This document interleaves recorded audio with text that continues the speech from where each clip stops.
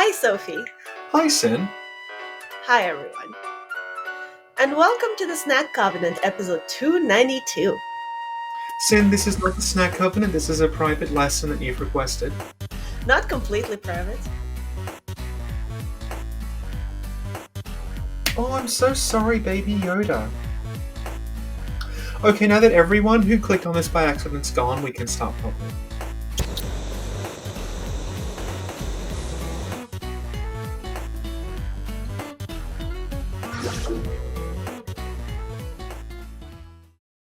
So, Sophie, Yes, Sin. today we're going to talk about the Scarlet Rot. I believe the last time we had one of these discussions, you had just beaten Margit the Fell. Yes. That was about 3 weeks ago. Yes. And I noticed that you've actually been streaming quite a bit on the channel. Now, I haven't checked what you've been streaming, but I assume it was Elden Ring and not, say, a horror game from 10 years ago, which would be ridiculous. That would be ridiculous. That'd be ridiculous. So how far are you in Elden Ring now?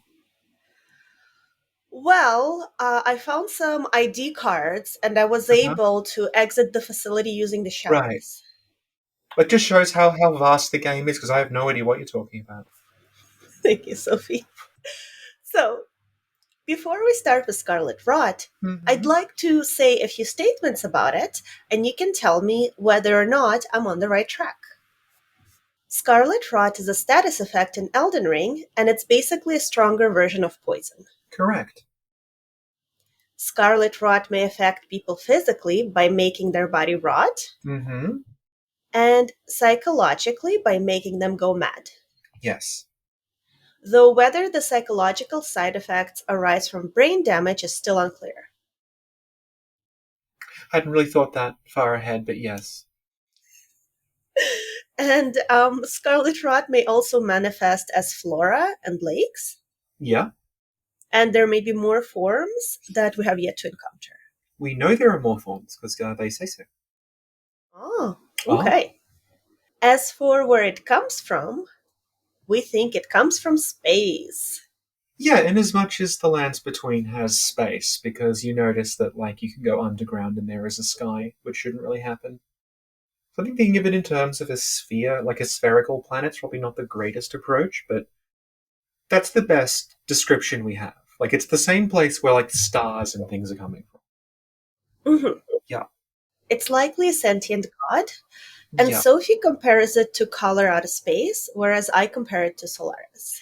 I think we can dovetail those and say it's Solaris if instead of the ocean, it was the color out of space. Whoa! I know.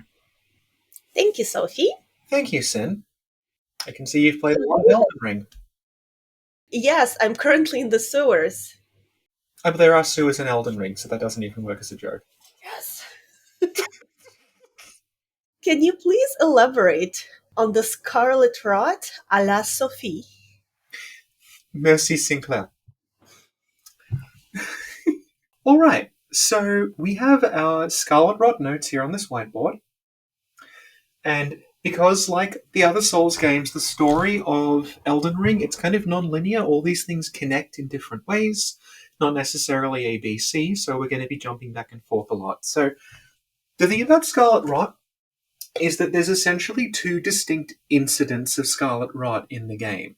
And they're both Scarlet Rot. They both come from the same, what we're going to call an outer god. I think that's the terminology the game is using. But one doesn't naturally kind of follow into the other. It's one's sort of the present and one is a past incident. But the one that we're likely to encounter first is what we find in Caelid. So Caelid is the area that it's like a giant red desert. The sky is also red, and there's these weird fungi growing out of the ground. And along with the fungi, there's also these flowers they're budding. They haven't bloomed yet, but there's these big, big flower buds growing on all of these huge roots. It's very, very similar actually to Ringed City again, when we talk about reused ideas. This is very similar to parts of Ringed City where there's the huge, huge branches just kind of growing out of the ground. It's very similar to that. And we know the exact cause of that. We actually see the cause of that. We see it when we're about to fight Radahn. We get a little flashback.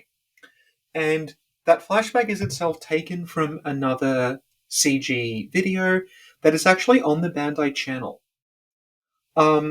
It's very, very odd because on the Bandai channel, you can watch what is blatantly the intro of Elden Ring, which recaps the story and gives you the background. Essentially, what happened was there's Melania and Radahn, and they are fighting each other, and it's a stalemate. Melania cannot beat Radahn, Radahn cannot beat Melania, so Melania sort of like says fuck it, and she transforms into an enormous red flower that kind of blankets the area. And you don't see what happens next immediately, but the aftermath is Caelid. So it's this huge, like, blasted hellscape. It looks like another planet, which I think is going to be important later on. So Caelid is completely transformed by this Scarlet Rot thing. Scarlet Rot itself continues on throughout various areas. You encounter enemies that inflict Scarlet Rot. You get items that you can inflict Scarlet Rot on people with. There's incidents of Scarlet Rot infecting other parts of the world. Scarlet Rot comes back in a very big way if you do the Haligtree. But as far as we're concerned, like the Caelid area, that's like the major Scarlet Rot incidents, like the Scarlet Rot themed area. Then we have the incident at Nokron. So Nokron is one of these places that the game calls the Eternal Cities. They're these underground sort of precursor civilizations that it's fairly heavily implied, if not outright stated, that Queen Marika came from here. She's either a survivor of what happened there or she's a descendant of the survivors. That part's not immediately clear. But the point is, the Eternal City stuff happened a long time ago. And one of the Eternal Cities, in particular, is massively infected with Scarlet Rot. So you see, the structure of the Eternal Cities is there's lots of like sort of cloisters, there's lots of like long pathways leading to like shrines, lots of huge statues, and one of them, when you get there, it is completely immersed in Scarlet Rot. Like the whole of the city seems to have sunk into it. The Scarlet Rot, sort of the weird flowers and mushrooms, they're growing up the sides of these statues. And that, you don't see what caused that. That's the beginning of the Scarlet Rot. That's our sort of 0 point for when it starts. As we've talked about, Scarlet Rot is itself a sort of like sentient deity thing. You liken it to the ocean in Solaris. So Scarlet Rot existed before this. It will exist after it. But as far as the timeline of Elden Ring goes, recorded events, the Nokron incident is the first one. So Nokron tells us a bit about what may have caused the Scarlet Rot there. Nokron is where we're sent by Rani on her questline. And we're told to retrieve an item that is called the Finger Severer Blade. And when we retrieve that item for her, we learn a little bit about what it does. We never see her necessarily use it, but it specifies that, okay, there's this sword called, well, it's more like a dagger, like a ceremonial dagger. You can't actually use it as a weapon, it's a key item. But it specifies that, okay, this dagger, something about it, it says it's born from a corpse, not immediately clear which corpse. It might actually be the corpse that's found under, that would sort of make sense. That this dagger has the ability to harm the servants of the Greater Will. So Greater Will, we covered that in the last one. The Greater Will it's the dominant force of the Lands Between at the moment. But it wasn't always. And yes, it's technically the god of the Lands Between, but we have to stop thinking of gods in the sense that like Westerners would necessarily think of gods. It's not necessarily omnipotent. It had to actually fight and like win a series of wars with these like barbarians and Queen Marika and everything on its side before it could actually establish itself and say, okay, now the world works the way I say it does. Because prior to that, it didn't. But we know it was also at some point part of the Eternal Cities. It was in Nokron. And the people of the Eternal Cities, again, not immediately clear, it's very vague in terms of specific details, but the broad story is that the people of the Eternal City, they created this thing called the Finger Severer Blade, and they used that to commit what the game is just calling I think it just calls it like a blasphemy. They did something terrible. And that is then said to have heralded the downfall of the Eternal Cities. Yes, Sin, I believe you have a question? The something terrible that they did, Could it be killing the fingers? Well, that's what Rani uses it for. When you give the Finger Severer sword to Rani, she actually, off-screen, kills her version of the Two Fingers.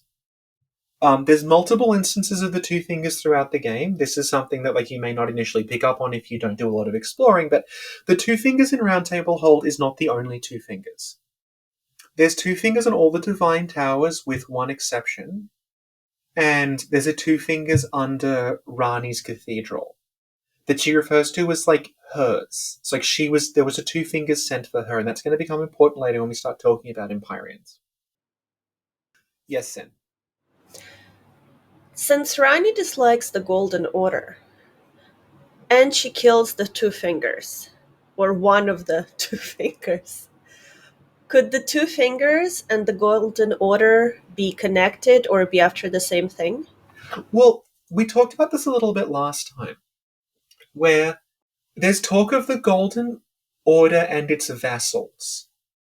So vassal meaning something that is in place of the Golden Order, something that serves the Golden Order, but isn't necessarily the Golden Order itself. An example of a vassal is actually the Elden Ring itself. The Elden Ring itself is sent to the world, and it's described as a vassal of the Golden Order. It's actually a living, conscious entity that takes the form of a ring. And that's kind of holding the world together. It's using that to sort of exert the Golden Order across the world. But if you kill it, if you break it, the Golden Order's hold also starts to break.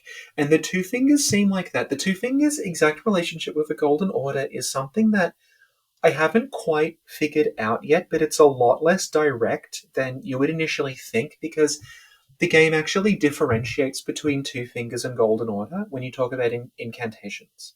There's some incantations of the Golden Order, and there's incantations of the Two Fingers, and there's kind of different things. And what I think is really interesting, and I actually missed this the first time we talked about it because I played through the game a little too quickly, but the old lady in Round Table Hold who sits in front of the Two Fingers, she, at one point, actually kind of suggests that you commit blasphemy. Basically, in order to enter the end part of Elden Ring, you have to burn this wall of thorns that's grown around the Erd Tree. And to do that, you have to go and wake up the Forge of the Giants, which is the thing that Queen Marika sealed away. And it's a big no-no, don't do that. But if you talk to the old lady who is, she's called a finger reader. She's someone who serves the Two Fingers. And if you talk to her, she's well, if you do this, it's a massive act of blasphemy. It's essentially going to destroy the world as we know it. And then she's although, maybe you should. Maybe we need to sort of burn everything down to start over. And that may not necessarily be what the Golden Order wants, but it seems to be what she wants, and she seems to serve the Fingers. It is all over the place. But yeah, the Two Fingers, as far as we're concerned, they serve the Golden Order, but they're not just a stand-in for the Golden Order. I was talking to Politics and Ideas about this, because he's interested in colonial history, and obviously I'm from a British colony as well as the EU, and we were discussing, not in terrible depth, but the notion of, you have, there's a colonial power, but then what it's sending out isn't necessarily itself. It's sending out vassals, it's sending out representatives to sort of keep the world running, while it's not directly involving itself. So, yeah, the Two Fingers, along with the Three Fingers, they may actually be native to the Lands Between, rather than part of the Golden Order and working with it. But yeah, this is a whole other connection. The point is that the Eternal Cities turned on the Golden Order with this finger-severing thing. It's actually very, very reminiscent, I think deliberately, of the way that Rani herself destroys, at least in part, the Golden Order before the game even begins, because she's the one who's in charge of the Knight of the Black Knives, where they have this knife that's imbued with the Rune of Death, and that's used to kill Godwyn, which sort of starts the whole chain of events in motion.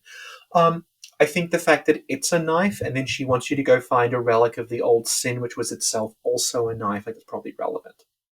Probably meant to be very similar things. So, in terms of what represented the Golden Order in the Eternal Cities, those enormous, seated, skeleton figures? It never outright says what they are, but they are wearing gold. they are wearing these long golden robes, and I think the idea is like those things were representatives of the Golden Order in the Eternal Cities. Because we don't find, say, evidence of like a corpse of a Two Fingers. Because there's numerous dead Two Fingers in the game. There's only one living one. We don't find any of those in Noxtella or Nokron, but we do find these sort of ossified, mummified husks that are wearing these long golden garbs. And that to me says those were probably, the representatives of the Golden Order under there. And interestingly, the Finger Severer blade is found underneath one of those. They're called the Chair Crypts. And it says specifically it was born from a corpse. So it may even be that like they rose up and killed one of those things, and from its body came the means of destroying the Golden Order, something like that. But to bring this back around to Scarlet Rot, what happens is after they do that, after they turn on the Golden Order, not immediately clear what happened, but we'll just say they turned on it, they overthrew it, the Eternal Cities completely go to shit. Like something really bad happens. And the first thing we're completely aware of without any sort of like question, because it just outright tells us, is Astell. Astell is basically Amygdala from Bloodborne, but with some bits of Rom's moveset. And it is a big dragonfly skeleton monster that is said to have assaulted the Eternal City. And you find little sort of mini Astells around there. And it specifies that this thing came from the stars. So something happened, suddenly the stars, big question mark of what exactly that means, because again, Elden Ring cosmology is weird, but something happens with the stars and poof, giant dragonfly monster comes down. And that and its spawn start destroying the Eternal Cities.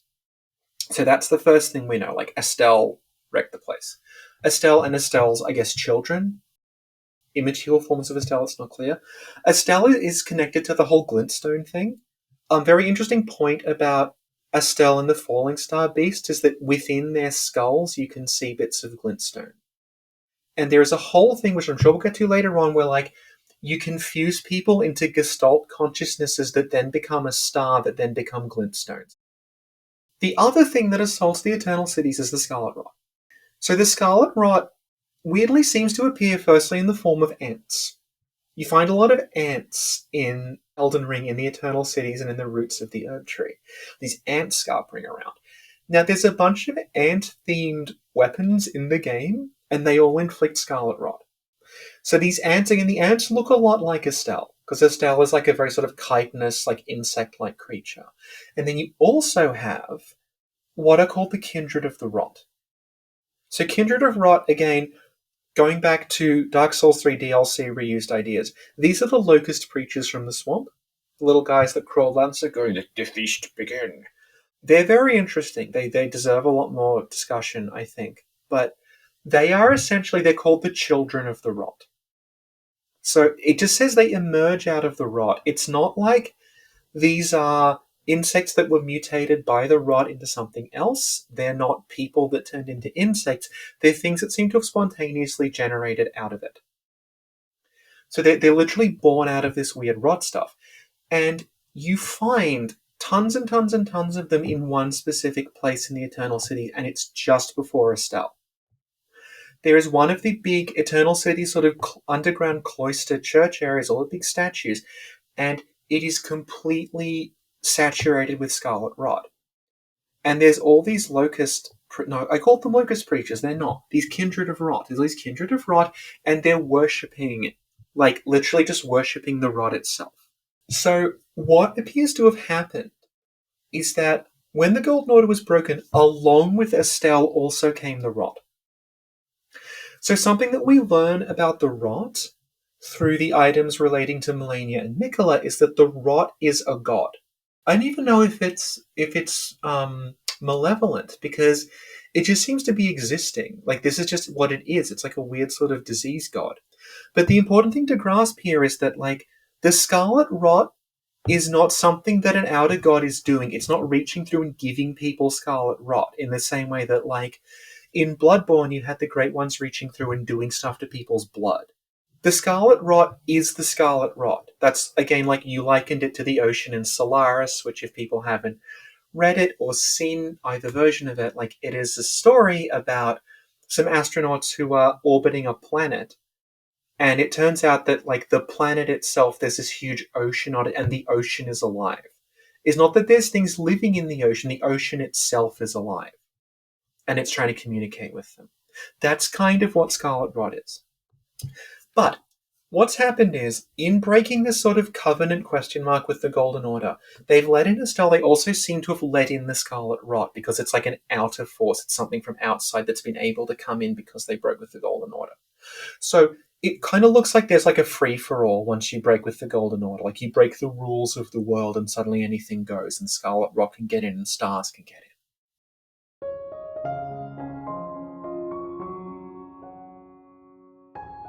Hi, Sophie here. I know what you're wondering. Who's Victor? I don't know. Hello, Sophie. Oh, hi, Brutus. I was just leaving because unfortunately I don't know who Victor is, so I can't do this note that I'm sure would otherwise have been very informative and very funny. No, I have some very, very good news for you because Sin has asked me to pass along a message about who Victor is. Sin and her boyfriend have been watching 12 Monkeys, the TV series. So this is all a time paradox that will become apparent at the end of the podcast. Alright, thank you, that's great. I'd like to point out that I'm actually recording this the following day, and I have no memory whatsoever of who Victor is. Back to the podcast. I want to talk about it as terraforming, because something that you'll notice about the Erd tree is that the Erd tree is very weirdly parasitic. So if you think about mythical, the notion of a world tree, it's a common mythic thing. The best known one would be Yggdrasil in Norse mythology. Dark Souls did it too, with the giant sort of arch trees under the world that like maybe each one of them is a different world. There's these big like great hollow trees leading everywhere. The Erd tree, like a lot of the stuff in Elden Ring, and also a lot of the stuff in Demon Souls, it feels closer to that in terms of its worldview. It initially seems like a god. It seems like something you would recognize from mythology, but the deeper into it you get, the more it seems like this is actually just like this is alien. It's weirdly physical. It's cosmic. It's not necessarily divine. So the Erd tree, yes, it's a big glowing golden tree. It's like the root of the world, blah, blah, blah, blah. Everyone worships it. But it also seems to basically be a weed. It's growing in the middle of the world, and then all around it there are these things called the minor Erd trees that are growing. They're actually marked on the map. They're guarded by a reskinned version of Stray Demon, sometimes two, because why not? And they're the Erd trees sending out these little like other versions of itself, and then you also find these golden trees that are even smaller and they're growing, and you find like these golden flowers and golden foliage and everything. And I mean, and like the last time that we discussed this, we talked about how like Lanedell with the Erd tree it looks like a big impact crater, and there's all this gold seam, these like seams of gold running through the rocks there. And the foliage is all gold and the grass is gold. So, yeah, the Erd tree is there, but the Erd tree is basically, it's like having a weed in the garden. It's just these seeds are going, they're blowing, and then it's growing more and more of these fucking trees everywhere. And I know this have to deal with weeds a lot. But, like, they just keep growing and growing and spreading, and you can't really seem to get rid of them. Like, they're just, the Erd tree is just sending out little shoots and saplings of itself. Starting in Lanedell. This is all happening, like, now. It's not something that happened in the past. So, with time, should the Erd tree continue, it's going to keep growing. Like, this until the whole world is covered in all these golden bushes and golden trees that are, like, strangling all the other foliage. And you sort of, I think they went with this choice where it's gold, it looks divine, it looks like it's magical and mystical, but then when you hit Lanedell, everything is so gold, it starts to look almost sickly. And it almost looks wrong. It looks like there's something very, very wrong going on here. Why is everything gold? So basically what it's doing is it's changing the environment. This is also something we talked about with Demon Souls a couple of times, the notion of like things like souls as an energy, so they come into the world and then things evolve and sort of grow and prosper based on the way that they interact with that. And we likened it to the way that, like, in the history of the planet Earth, like, life started underwater. And then that evolved into these plants that started producing oxygen as a waste product. Which at the time, like, hey, this is a waste product, but it went on for so long that, like, the entire atmosphere of the planet, the air, like, everything about it changed because they were pumping all this oxygen into it. And then that allowed other forms of life to exist that ended up kind of like actually taking over the planet, leaving the stuff behind in the ocean. So it's that seems to be like where they're going with this. Scarlet Rot, interestingly, is doing the same thing.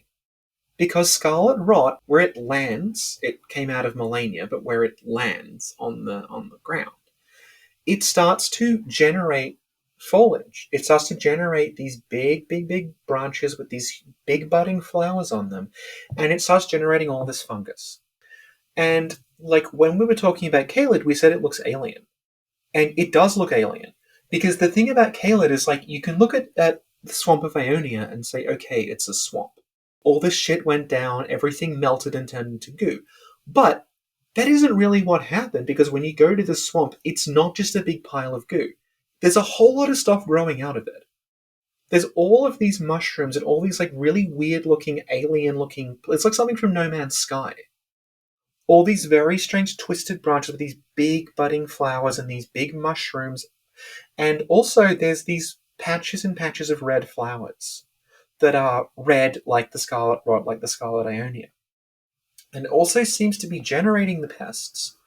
The pests just literally seem to be coming out of the rot, like they're just born from it. Along with the butterflies. The butterflies actually seem to be more to do with Melania than the rot, but they're very intermingled concepts. What's Melania, what's the rot, I don't really know. So, in a sense, like, it's doing what the Erd Tree is doing. It's like this thing goes splat, and it starts to change the world around it to suit its needs. And that's happened in the Eternal City, and it's now happening on the surface. And I guess the difference is that, like, on first glance, the Erd Tree looks kind of nice. It's like a big magic golden tree, and the Scarlet Rot just looks like a pile of rotted mushrooms. But they're both kind of doing the same thing, and I don't know what happens when they collide, but it's interesting to think about that way, that, like, the Erd Tree and the Scarlet Rot are essentially both terraforming. Before anyone comments, I know terraforming is specific to Earth, but you know what I mean. Like, it's something that is actually changing the environment to suit itself, to suit different forms of life.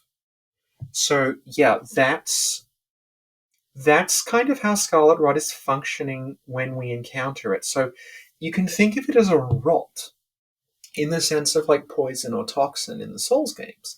And, yeah, it is.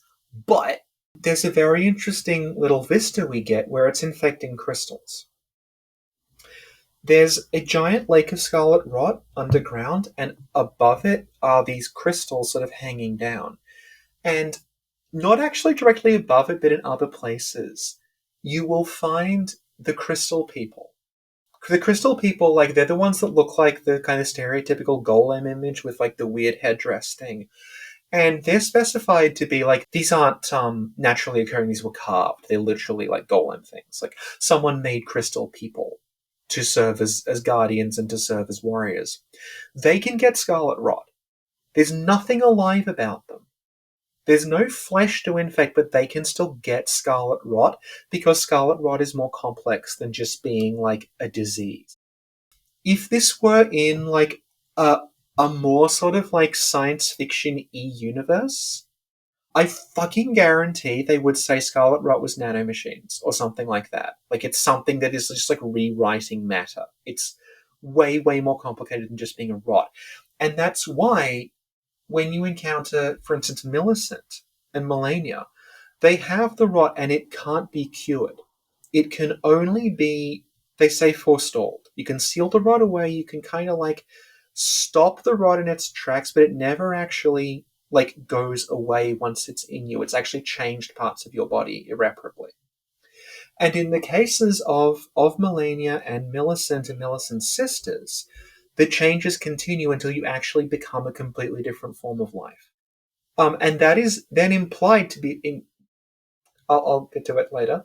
That is implied to actually be the secondary stage in a multi-stage life cycle that will end with something we don't actually see in game.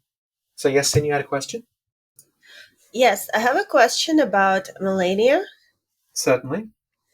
When we encounter Melania, she's sleeping in Verdure, Yeah. and when she goes into her second phase, it's all like flowers and butterflies. And even her rune, it kind of looks like a flower centerpiece. So I was thinking, could Melania represent like Demeter, who's a goddess of harvest and fertility, but because she is afflicted with Scarlet Rot, her abilities don't necessarily manifest in the flowery, nice way necessarily? Yeah, no, that's a really good point. We'll talk about the flowers now. We'll start with Millicent. Millicent is an NPC that you encounter in Caelid. When you go to her, she's not actually very responsive. She just lies in the corner and says, "I have Scarlet Rot, leave me alone." You find out more about Millicent through a character called Gowry. So Gowry is a very like soulsy NPC in that he's very cagey about what exactly he is. He wants you to do something for him, and if you do exactly what he says, there's sort of no questions asked. But if you start disagreeing with him, you see this other side of him that's a little like, what actually, are you even human? What are you? So Gowry is, firstly, he's wearing a red hood. It's called the Sage's Set, and yes, Sin? Is he Gale? Yes. Thank you. So Gowry is this character who's wearing this red hood, and that hood is specified to belong to people who were chased from their hometowns because they were heretical. It's called the Sage's Hood. And you don't find that hood on Gowry's body, you find it on another body that is surrounded by those kindred of rot, those like woodlouse people. So when you meet Gowry, Gowry is the one who sends you to do Millicent's quest. And he initially comes across like he really wants you to help Millicent. He's like, "Oh, that poor Millicent, she's suffering, she's got the Scarlet Rot." And he sends you on this like series of fetch quests to get stuff to help Millicent. And this is the first time that you sort of get a hint that the Scarlet Rot is itself like an object of veneration. Because Millicent's in a place called the Church of the Plague. And she is surrounded by those kindred of rot, but they're not attacking her. And when you talk to her, she's like, "Well, I don't want to be here, but I can't leave because of these things." And her and Gowry, if you talk to them, it becomes clear that they're worshipping technically Millicent. Like they're actually treating Millicent as an object of veneration in their little church. But it's not because of Millicent, it's because Millicent has Scarlet Rot. So they're actually just worshipping the disease that is inside of Millicent. Millicent herself doesn't get a say in the matter. Millicent doesn't want to be there, but they're literally worshipping Millicent's disease, which is like, that's kind of one of my favorite parts of Elden Ring. Just that it's a very, very morbid concept about like sort of lacking bodily autonomy and stuff. It's a little Rosemary's Baby-ish, I guess. If Rosemary's Baby were leprosy, it's basically that. So, notable thing about Millicent is that she is missing an arm. And that is specified to be because of the rot. Like, the rot, literally, her arm just fell off. This is sort of foreshadowing when you encounter Melania. Melania is missing not the entirety of all of her limbs, but she's missing usually, like, a limb or half of a limb. Like, she's basically got, like, one arm that's complete. She has one arm that's prosthetic. Her legs, one of them is entirely artificial, one is artificial from the knee down. And that is because of the Scarlet Rot. It's not injuries that she sustained in a fight or something. She actually had amputations done because she had the Scarlet Rot. It was eating away at her body. Same thing happens to Radahn. The reason Radahn rides a tiny horse is because Radahn's shins, his legs below the shin, have rotted off.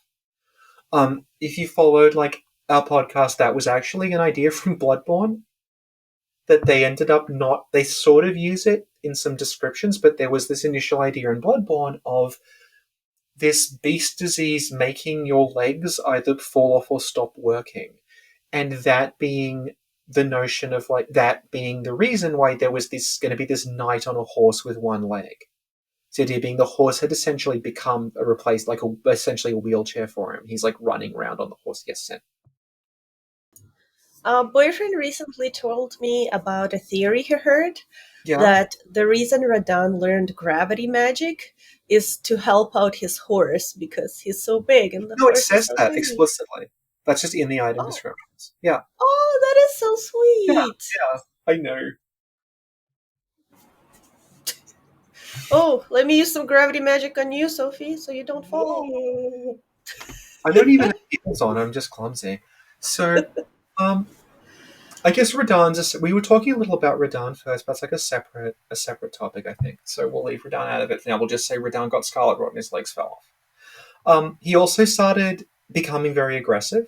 That's the way you find him. He's eating corpses. Yes, Sin? Is he Gale? Yes. What happened is at the end of the Ringed City, when the painter was painting the new world, which we now know was Elden Ring, because the blood had been in Gale, all these many millions of splinters of Gale now exist in Elden Ring. And it's leading up to the new From Software title, Enter the Galeverse. Sin, I believe you have a question. When you were talking about Gale splintering, Yeah. is Gale Manus? So Millicent, you gradually help her on behalf of Gowry. Gowry is very concerned for her welfare. And you actually end up talking to her once you give her this needle. There's a needle that when you put it in her body, the Scarlet Rot stops. Like I said, does not cure the Scarlet Rot, but the Scarlet Rot stops advancing. So she's able to sort of get up and walk again. She's no longer as sickly, but she's still got this, like her arm is missing, and she's if you look at her face, she has these sort of like marks all over her that like that's just what's happened to her. It's not going to go away. The idea is like she still has the rot, but the needle is stopping it spreading. So she's like it's like sealed away inside her. And she talks about how like yeah, Melania, she's someone who like I feel like I'm connected to her, but I don't understand why. I don't know what I am. Am I her daughter? Am I her niece? Is she my sister? I don't know, but I'm drawn toward her. So Millicent, you then follow her footsteps. She appears at a bunch of different sites of grace, going all the way up to the Halig tree, where Melania is. Now, just before you fight Melania for the first of many hundred times, you find there is a huge, huge flower, and it looks a lot like the one that Melania turned into when she fought Radahn. And next to it, there is an armor set that's the set that Millicent's wearing. And there's no body, but it's next to the flower. When you go back and talk to Gowry, Gowry says, oh yeah, Millicent's, she's going to bloom soon. You're like, what? Yeah, Millicent's going to turn into a flower. It's like, it's a metaphor. No, Millicent's actually going to turn into a flower. That's what Gowry wants. And this is, I think, the part that a lot of people don't actually see, because Gowry basically says, hey, kill Millicent. Because Gowry's plan wasn't to heal Millicent, it was to stop Millicent dying before she got to the Halig tree. Like, he wanted Millicent to survive, to make it there, and then she would blossom. And he gives a speech about how, like, Millicent will blossom. When she blossoms, she will become a flower, and then that flower will become what he just calls a Crimson Valkyrie. If you kill Millicent at that point, on the space where she died, one of those massive flowers appears, and you get Millicent's items at the base of it. So the implication is, okay, that other flower, that was also someone who bloomed. And this blooming seems to be related to Millicent's sisters. Millicent's sisters seem to be the offspring of Melania. Melania is described as having had a tutor who was a blind swordsman. As far as I can gather, we don't necessarily meet that swordsman in game. Yes, Sin. Did you just say tutor?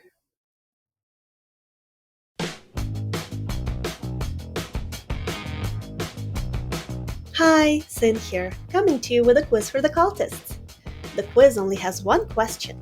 The question being, why did the word tutor elicit such a reaction? Please leave your answer below. And back to the podcast. And Melania, when you defeat her, she also flowers. You get a huge, huge flower where Melania was defeated. So there's this sort of life cycle seemingly to the Scarlet Rot people, where they're born with the Scarlet Rot. They don't necessarily contract it, but it's in them. And rather than actually, just straight up killing them, in the same way as it's changing the land, it's changing them further and further until they enter this flower stage. And like I said, we don't see anything after the flower, but Gowry says that there is a stage after the flower that is called the Crimson Valkyrie. So at some point in the future, maybe it'll be a DLC, maybe it'll be Elden Ring 2, I don't know, but presumably, those flowers will then birth this, next form. And this is, again, going back to this notion of, well, Scarlet Rot is not a disease, Scarlet Rot is actually changing the world, it's creating a new type of person.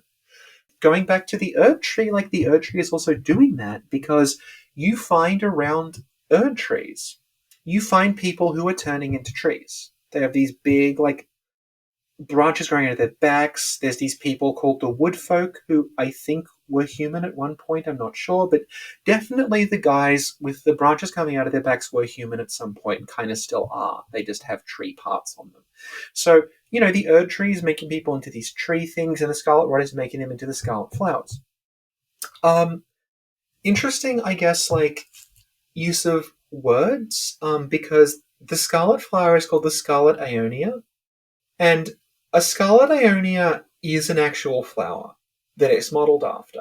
But the word, Aeonia, it's related to the word aeon. So it's age. So it's yes, this is a flower of the Scarlet Rot, but it's also kind of heralding, there's going to be an age of Scarlet Rot.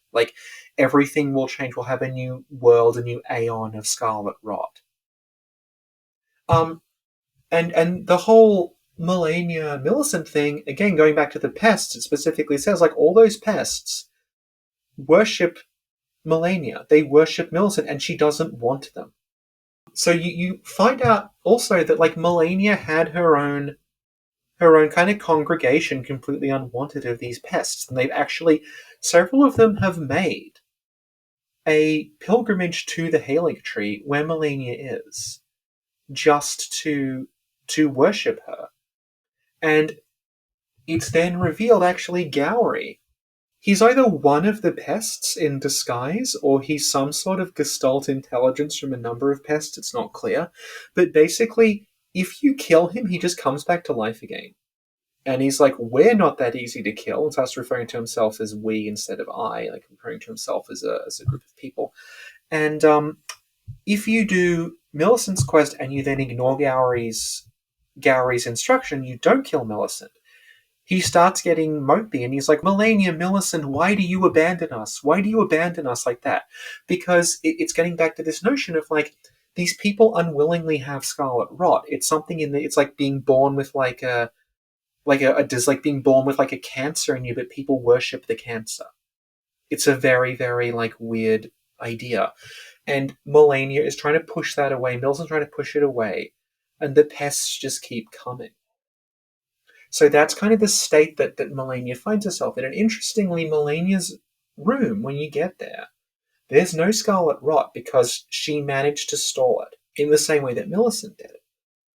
Melania actually doesn't get any Scarlet Rot attacks until her second phase, in which she's actually called Melania the Goddess of Rot. And it seems like that is actually, that's sort of her intended form as far as Scarlet Rot is concerned. It wants her to be that thing, and she's been sealing that away. She doesn't really want to let the rot out, but you sort of leave her no choice, because the alternative is that, she has to defend Miklos, she has to defend the Halig Tree. Now, I said in the same way, it's not actually exactly the same way as sealing it away, because it's described as Melania sealed it away with the help of her mentor, the Blind Swordsman. He taught her to do something that sealed it away inside her. So she wasn't using a needle, I don't think. And that, again, goes back to this whole thing with Mikola. Mikola kind of made it his project, to try and cure Melania's rot. And he couldn't, and that's actually what led to him abandoning the Golden Order. So again, we're getting back to, like, the Golden Order and the Scarlet Rot are actually these, like, cosmic forces that are in conflict with each other. It's not like the Golden Order is how things are supposed to be, and you can get rid of Scarlet Rot this way. Yes, Sin? So you mentioned Melania containing the Scarlet Rot. Yes. And in the game, she uses it twice. Once in the battlefield with Radahn, and once fighting us. And it's sort of like a last resort when she uses it. Yes.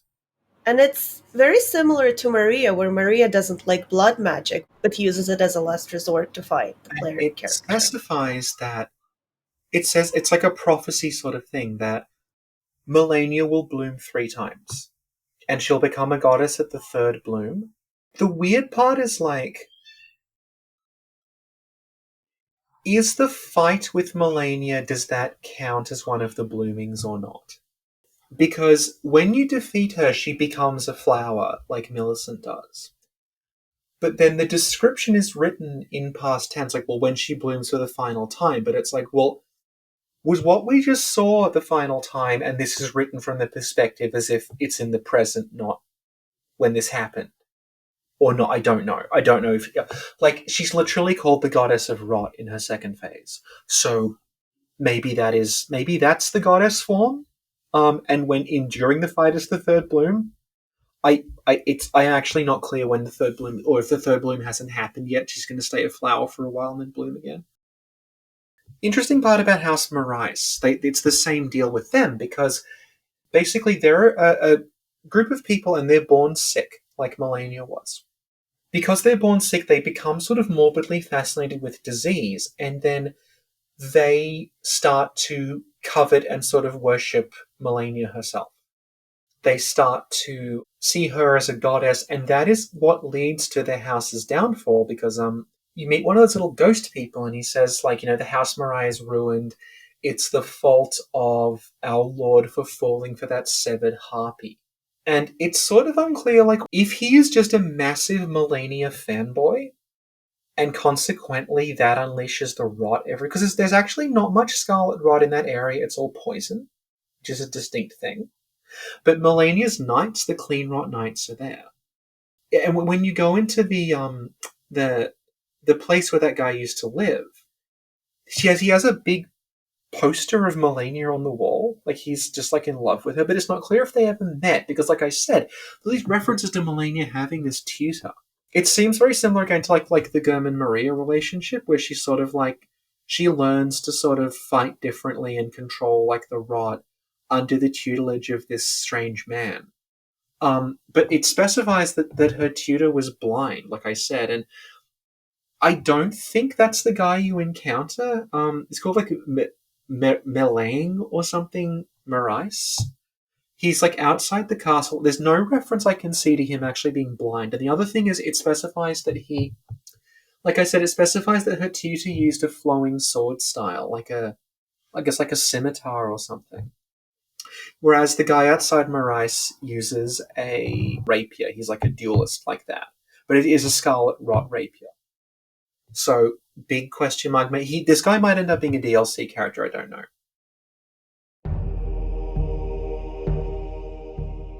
Hey, it's Hidetaka Miyazaki here, president of From Software, co-creator of Elden Ring with George R.R. Martin, and sole creator of Bloodborne because we didn't credit the guy who made Brotherhood of the Wolf. And I've got a little note here from Sinclair, which she appears to be accusing me of stealing the design of Melania from Nausicaa of the Valley of the Wind. How about that Valley of the Wind? The idea for the character actually comes from another manga that I'm a big fan of, and that's a story that features a swordsman with a prosthetic arm. I am, of course, talking about Katekyo Hitman Reborn and the character of Squallow. And that's a character that George and I really bonded over because it combines my hatred of babies with his hatred of hands. I also want to make Sekiro 2, but they won't let me. Anyway, back to this podcast that's going to be redundant in about 3 months when the DLC comes out. There's one more instance of Scarlet Rot I want to talk about because it relates back to the Two Fingers. The Two Fingers had assassins. Their job was to hunt down and kill Tarnish. That's actually where the Confessors are from. He started as a Confessor in character creation. But you find out there was a specific Confessor. He was known for having this sort of like sniper crossbow. He would go around assassinating people with his crossbow. And it's called the Black Key crossbow, and there's specified things called the Black Key bolts that fit with it. And the Black Key bolts inflict Scarlet Rot. And they're an extremely rare item. I don't think it's actually possible to farm. I think you just get like 80 in the whole game. But yeah, at some point, like when they were hunting down Tarnished, they were using Scarlet Rot. Like the Two Fingers are sort of very shady. The more you go into it, the more you figure out that, okay, they had assassins working for them. And their job was to actually kill people who didn't do the Golden Order's bidding. So yeah, Scarlet Rot has been around for essentially like well before any of the historical events in Elden Ring happen. And it's treated as a disease because of what it does to you, but what it's actually doing is it's actually remaking you, and it remakes the world, including inanimate objects, into a new world, which is exactly what the Erd Tree did. So if you imagine like things had gone slightly differently, you might live in Scarlet Rot world, and then there's one place where there's an Erd Tree, and it's like, well, how are we going to get rid of this Erd Tree? It's ruining everything.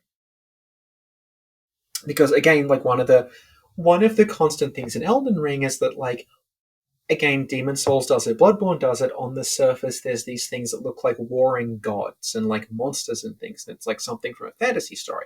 But the more that you break it down, the more it becomes apparent. No, these are actually just very powerful cosmic beings who, within the logic of the world, like people interpret them as being very powerful, but they're actually mortal things. They're not actually eternal.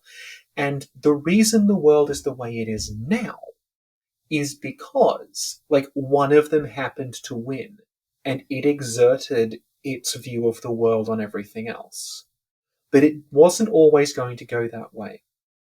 And Scarlet Rot is just one of those things that's fighting the Erd Tree is currently number one, but it won't always be, and if given time or given different circumstances, Scarlet Rot could be the dominant thing.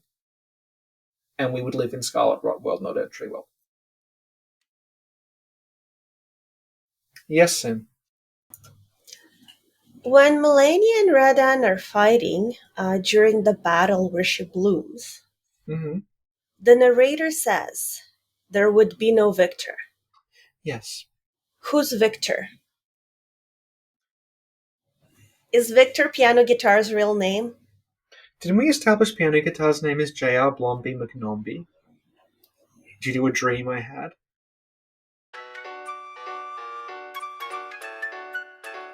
Sophie, do the outro. That was a very rambly discussion of Scarlet Rot. The whiteboard was useless because I'm so confused right now. I hope everyone liked it, and I'm sure that in about 4 months we'll get a DLC that proves all this was wrong. Thank you, Sophie. Thank you, Sin. And thank you, everyone, for listening. And see y'all next time.